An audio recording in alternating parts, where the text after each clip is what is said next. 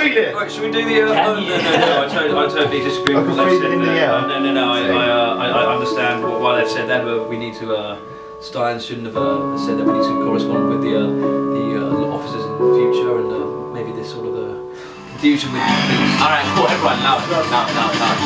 Silence, please. The internet has made overnight millionaires of all kinds of people, and the latest group trying to strike it rich are a team of pranksters called Trollstation.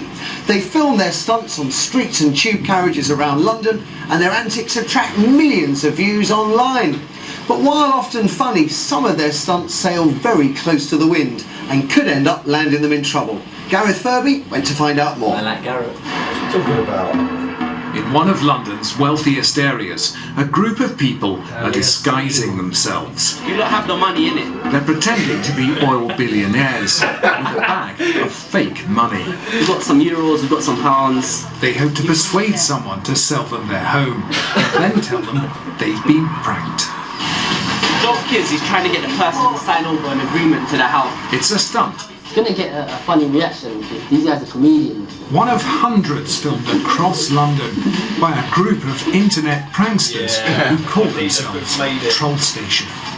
Here they're in Shepherd's Bush in West London.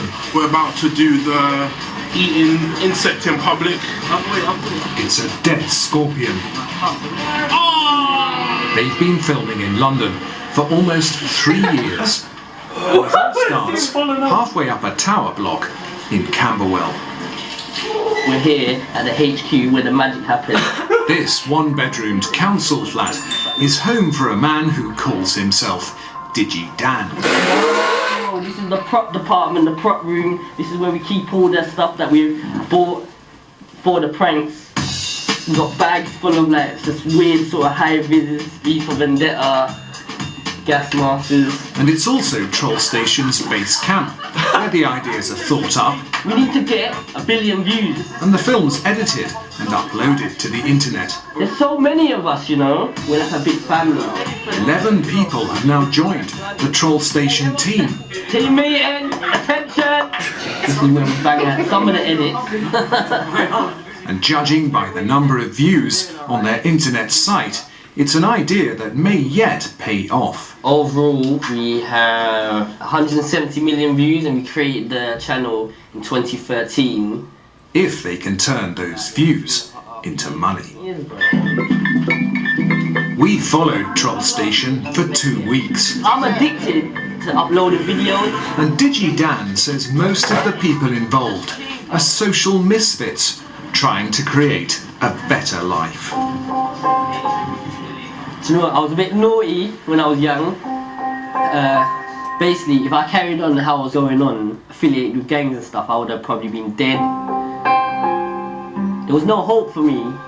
Now, I get to vent my creative energy into something positive rather than crime.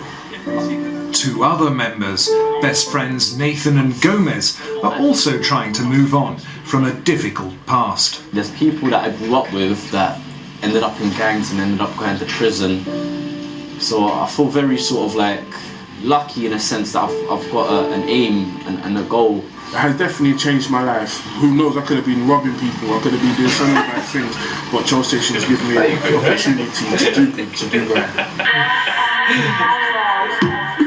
And this group say they're not just about pranks.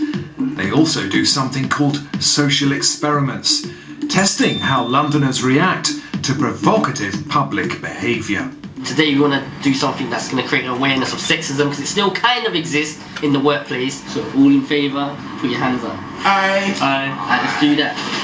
There are many pranking sites on the internet, and experts say they're now attracting millions of views. The big ones, we're talking tens of millions of subscribers, could be making hundreds of thousands of pounds a year. They could be making, a couple of £1 million a year in the future. It's a young demographic, it's a millennial audience that many traditional media owners are struggling to reach. Trollstation could be worth a lot of money. They absolutely could be rich. I'm going to be playing the boss. Nathan's going to be playing one of my workers. He's going to be throwing abuse at me saying, I don't like it. She should be in the kitchen. cooking my food, kicking my grits. What must you be in the kitchen sucking a mental? You shouldn't be my manager. You know why? Because you're a woman. This scene in Camden went down well, with people who intervened to stop it, You wouldn't be born if it wasn't for a woman. saying it was a useful exercise. Like a lot of people walk through life going, not my problem, when there's out there people that need help, and I think it's good to put this out on the street.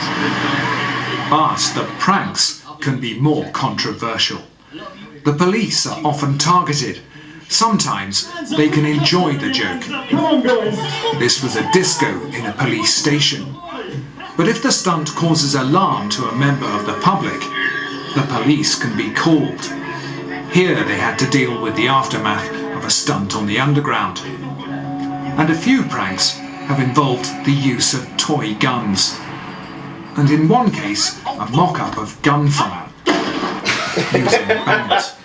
The Police Federation says it's not only a possible waste of police time, but if the riskiest pranks continue, it could end in tragedy. We are at the moment facing very high risks in London of terrorism. If my firearms officers are confronted with someone who they think has got a firearm and has discharged it, and that person doesn't respond correctly to my colleagues, then ultimately, of course, that could take place. What? They could be shot. I'm a ninja cameraman. I was right up into the police officer's face, yeah, asking him questions. He didn't even know I was filming him. They got submachine guns, you know. No kids should be doing any of this madness, but listen, it's all in the art of comedy. Do you know what the irony is? We're trying to make people laugh, but really they're jokes at our expense, and when the cameras are off, I'm not laughing, you know. Gomez has been fined for 3 public order offences, including a pitch invasion at Tottenham. To be honest, I'm not proud of any of this. I'm looking back and it's just like, it's ridiculous. And during our final week of filming, Digi Dan's mood suddenly changed. He no longer wanted to be on camera, and the next day his friends explained why. He was preparing to be sentenced after pleading guilty to making a bomb hoax. That he placed an article, namely a briefcase, at various locations with the intent of inducing in another a belief that the said article is likely to explode. This is what he filmed last September in Southwark and Lambeth. A briefcase is left on the pavement. His friends believe he's been dealt with harshly. There was no bomb at all, it was simply a clock inside the briefcase. But Digi Dan, whose real name is Dan Van Lee, is now facing a possible prison sentence and has decided to leave the group of internet pranksters he helped to create. I'm very worried for him. We all know there's a serious chance he could go to prison for it, so he's going to have to take a step back from Trollstation. He's going to no longer be affiliated with us. We have to reevaluate certain ideas. We have to really think, okay, like who's going to jail next? Me?